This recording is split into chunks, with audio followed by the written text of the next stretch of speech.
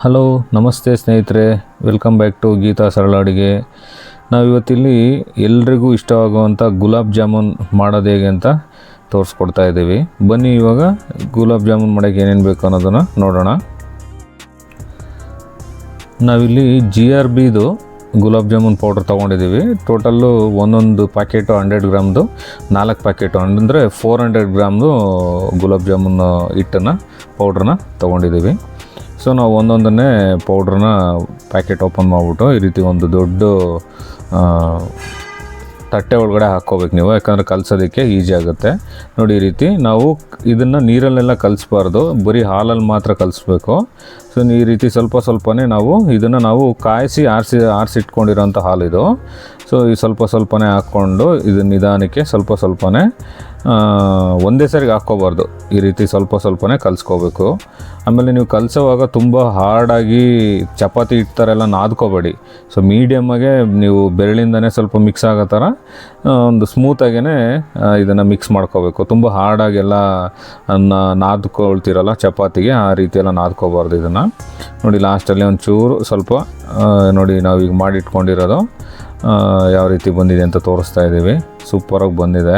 ಈ ರೀತಿ ಹಿಟ್ಟು ಕಂಪ್ಲೀಟ್ ಮಿಕ್ಸ್ ಆಗಿರಬೇಕು. ನೀವು ನೋಡ್ತಾ ಇರ್ಬೋದು, ಬರೀ ಹಾಲಲ್ಲೇ ಸ್ನೇಹಿತರೆ ನಾವು ಇದು ಮಾಡಿರೋದು, ನೀರು ಯಾವುದೇ ಕಾರಣಕ್ಕೂ ಹಾಕೋಬಾರ್ದು. ಸೊ ಇದನ್ನು ನಾವು ಒಂದು 10-15 ನಿಮಿಷ ಇದನ್ನು ಮುಚ್ಚಿಟ್ಕೊಳ್ಳೋಣ, ಸ್ವಲ್ಪ ಅದೆಲ್ಲ ನೆನ್ನಿಲಿ ಹಿಟ್ಟು ಚೆನ್ನಾಗೆ.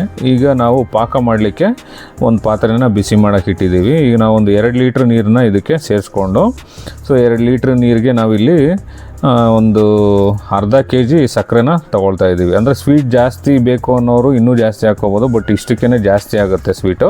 ಸೊ 2 ಲೀಟ್ರ್ ನೀರಿಗೆ ಅರ್ಧ kg sugar, half kg sugar, ಅರ್ಧ kg ಸಕ್ಕರೆನ ಇಲ್ಲಿ ಸೇರಿಸ್ಕೊತಾ ಇದ್ದೀವಿ. ಸೊ ಇದನ್ನು ನಾವು ಕಂಪ್ಲೀಟ್ ಕುದಿಯೋದಕ್ಕೆ ಮುಚ್ಚಿ ಇಟ್ಬಿಡೋಣ ಸ್ವಲ್ಪ ಹೊತ್ತು.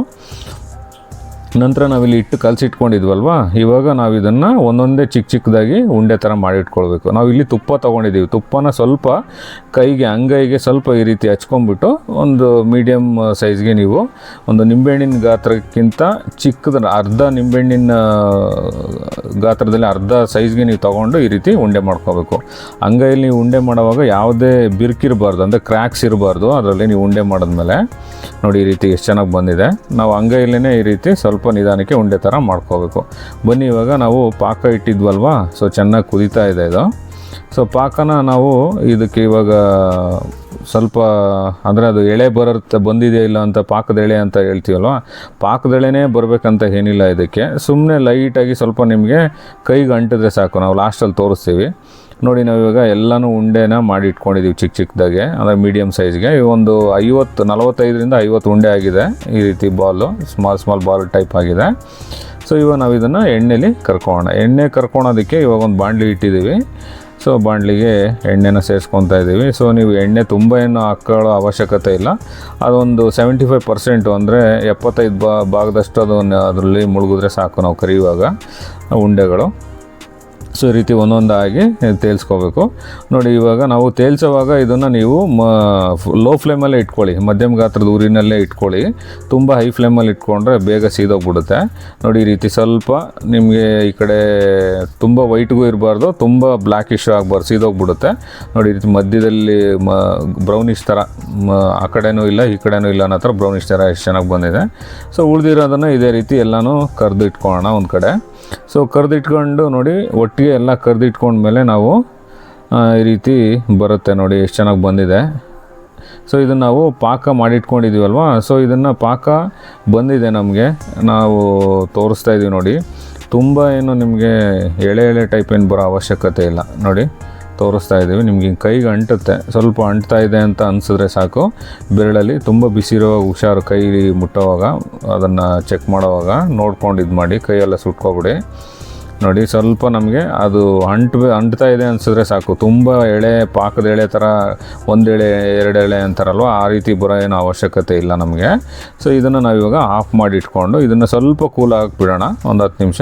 ಇದಕ್ಕೆ ನಾವು ಏಲಕ್ಕಿ ಪುಡಿನ ಕುಟ್ಟಿಟ್ಕೊಂಡಿದ್ದೀವಿ. ಸೊ ಏಲಕ್ಕಿ ಪುಡಿನ ಇದಕ್ಕೆ ಬೆರೆಸ್ತೀವಿ. ಏಲಕ್ಕಿ ಪುಡಿ ಇಟ್ಕೊಂಡ್ರೆ ಹಾಕಿದ್ರೆ ಇದಕ್ಕೆ ಸ್ವಲ್ಪ ಲಾಸ್ಟಲ್ಲಿ ತಿನ್ನೋವಾಗ ನಿಮಗೆ ಫ್ಲೇವರ್ ಚೆನ್ನಾಗಿರುತ್ತೆ. ನೋಡಿ ನಾವು ಈಗೆಲ್ಲ ಕರೆದಿಟ್ಕೊಂಡಿದ್ವಲ್ವ, ಇವಾಗ ಪಾಕ ಸ್ವಲ್ಪ ತಣ್ಣಗಾಗಿದೆ. ಎಲ್ಲ ಒಟ್ಟಿಗೆ ಅದಕ್ಕೆ ಸೇರಿಸ್ಕೊಂಡು ನಿಧಾನಕ್ಕೆ ಸ್ವಲ್ಪ ಈ ರೀತಿ ಪಾಕದೊಳಗಡೆ ಅದು ನೆನೆಯೋ ಥರ ಸ್ವಲ್ಪ ಪ್ರೆಸ್ ಮಾಡ್ಕೊಳ್ಳೋಣ ಸ್ಪೂನಲ್ಲಿ. ಮಾಡಿಬಿಟ್ಟು ಇದನ್ನು ಮತ್ತೆ ಒಂದು 10 ರಿಂದ 15 ನಿಮಿಷ ನೀವು ಹಾಗೆ ಮುಚ್ಚಿ ಇಟ್ಬಿಡಿ.